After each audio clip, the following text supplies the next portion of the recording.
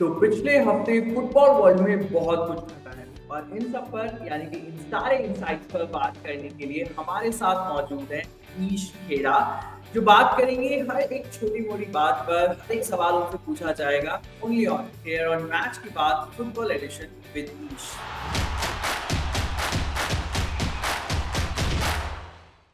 So hey Ish what's up. Hello Neve, how are you? Absolutely great. East, but are you fine? Like Real Madrid second leg में भी नहीं जीत पाई। यार ये थोड़ा सा एक्सपेक्टेड था, जैसे मैंने पिछले वाले एपिसोड में भी बोला था 5% होप ही है मेरे को उनसे।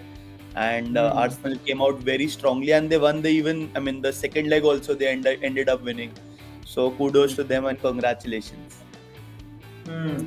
ईश इसी से शुरुआत करते हैं। बर्नब्यू में भी वापसी नहीं हुई जिसकी उम्मीद की जा रही थी। It was a great atmosphere, but did Real Madrid do enough justice to in the second leg? Like Arsenal were better and thoroughly deserved to do. यार आर्सेनल ना बहुत ही सॉलिड टीम है डिफेंसिवली। मैं अभी उनका एक स्टार्ट पढ़ रहा था that even in the Premier League उन्होंने आई थिंक अराउंड 80 गेम्स बाद एक मैच में 3 गोल कंसीड करे। So they do not concede a lot of goals. They knew what was at stake. उनको पता था उनके 3 गोल्स की एडवांटेज है। अगर वो बस पीछे आके बस डिफेंड करे और कुछ भी अपॉर्चुनिटी काउंटर अटैक पे मिले वहां से जाके स्कोर करने की कोशिश करें, so they will end up winning the match.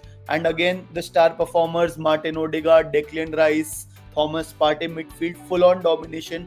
बहुत ही अच्छी क्लियरेंस करा and it was nothing which wasn't expected. हम एक्सपेक्ट कर सकते हैं आर्टेटा की टीम से. ईश कुछ टाइम पहले तक ऐसा लग रहा था कि रियल मैड्रिड के पास ट्रेबल जीतने का एक शानदार मौका हो सकता है, लेकिन अब ऐसा लग रहा है कि उनका ये सीजन बिना ट्रॉफी के ही खत्म हो जाएगा. How big a disappointment would that be for the club? बिल्कुल सही यार. देखो चैंपियंस लीग से नॉकआउट हो चुके हैं. ला लीगा पे they are dependent on Barcelona की वो पॉइंट्स ड्रॉप करेंगे तो Real Madrid can come back into contention. तो they do not have hold over the La Liga trophy. सिर्फ एक ही ट्रॉफी बचती है उनके पास, कोपा डेल रे की ट्रॉफी, जिसका फाइनल आई थिंक 26 अप्रैल को है. That is again Barcelona versus real Madrid. तो वहां पे आई थिंक उनको जी जान का जोर लगा देना चाहिए और एटलीस्ट एक ट्रॉफी तो जीत के आनी चाहिए. ईश जब हम प्लेयर्स की बात कर रहे हैं और जिस तरह से हम यहाँ पर रियल मैड्रिड की परफॉर्मेंस को एनालाइज कर रहे हैं, दूसरी तरफ इनके मैनेजर जो है कार्लो एंcelotti, क्या आपको लगता है कि वो इस समर क्लब वर्ल्ड कप तक टीम के मैनेजर बने रहेंगे इस परफॉर्मेंस के बाद? यार I would say कि depends on Carlo Ancelotti. अगर if he wants to remain the manager, he should remain the manager. I agree कि इस season hardly एक trophy ही जीत पाएंगे. But for what he has done in the past over a period of long years in 2 different spells, I think Ancelotti is the best suited manager unless एक Zinedine Zidane उठ के आ जाए और बोल दे कि चलो मैं वापस आ जाता हूँ. So right now I think the best manager for Real Madrid still is Carlo Ancelotti. But Ish, we have to talk about Declan Rice. Surely, he capped off that the first leg display with one more incredible performance at the Bernabeu. यही तो होता है ना 100 million pound वाले खिलाड़ी का level. हमेशा से उन पर लगे प्राइस टैग पर फैंस के बीच सवाल उठते रहे. But doesn't this performance shut everyone up? What's your thought on this? 2 brilliant games yaar against Real Madrid is what I would say. He was consistently playing well for Arsenal for sure, but वही होता है ना, when the moment comes you need certain players to rise and show your level, and Declan Rice was one of it. And first leg में यार I think second leg तो चलो he won the man of the match and he played a brilliant match, but first leg में his 2 free kicks were the difference makers in the entire leg with Real Madrid यार. So kudos to him. And मतलब English player है, ऐसे performances England के लिए भी करेगा तो may be they can also do well in international competitions. बिल्कुल ईश, लेकिन जब हम चैंपियंस लीग की बात करते हैं तो रियल मैड्रिड और बर्नब्यू से बड़ा कोई मंच नहीं हो सकता और उन्होंने यहाँ पर ये करके भी दिखाया. क्या आप इस समय उन्हें दुनिया का सबसे बेहतरीन सेंट्रल मिडफील्डर कहेंगे? See, you have a lot of players. You have Pedri, you have a Rodri. Rodri अभी injured है, but there are good players. Even Frankie De Jong is also playing really well, and Declan Rice is up there यार. So it will be a tough competition. At the end it depends कि अगर best midfielder कहना है तो फिर अपनी team को वो फिर Champions League जिता ही दे. He actually impressed everyone out there. but each not the Real Madrid, बल्कि Barcelona. Even Barcelona suffered a loss in their second leg clash, but still qualified thanks to aggregate. हाँ यार देखो, first leg में ही जब 4-0 हो गया था ना, जब when Barcelona one against Dortmund, तो मेरे हिसाब से मैच वहीं खत्म हो गया था. So I wouldn't hold this loss against Barcelona कि ये सेकंड लेग कैसे हार गए.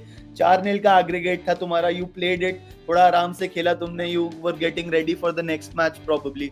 सो nothing against Barcelona, they did the job and they had to do it, and congratulations to them. I think right now they are the strongest team to win the Champions league.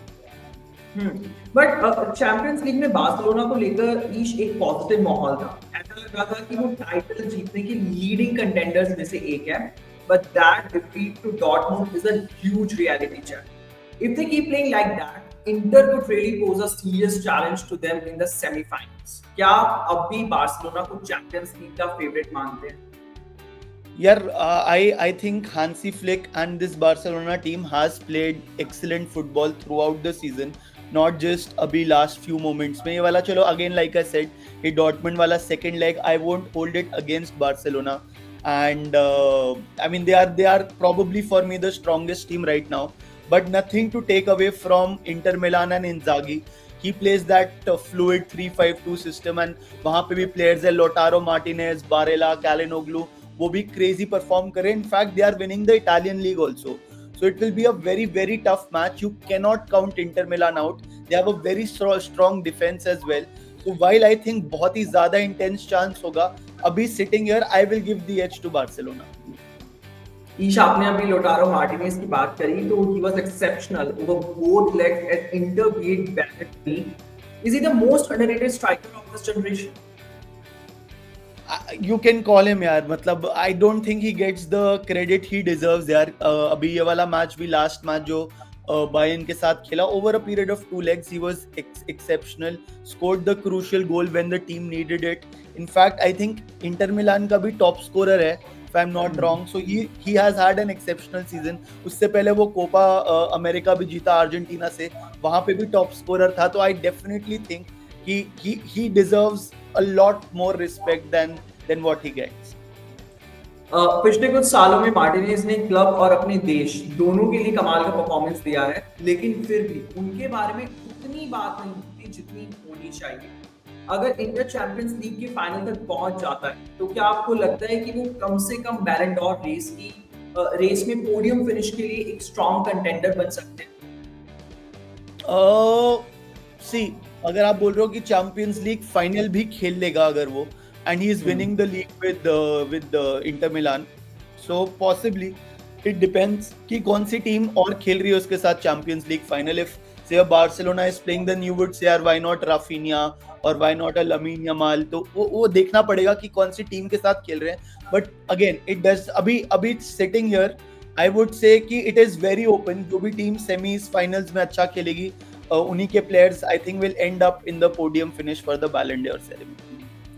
Okay, now I just want you to give a quick word on Aston Villa.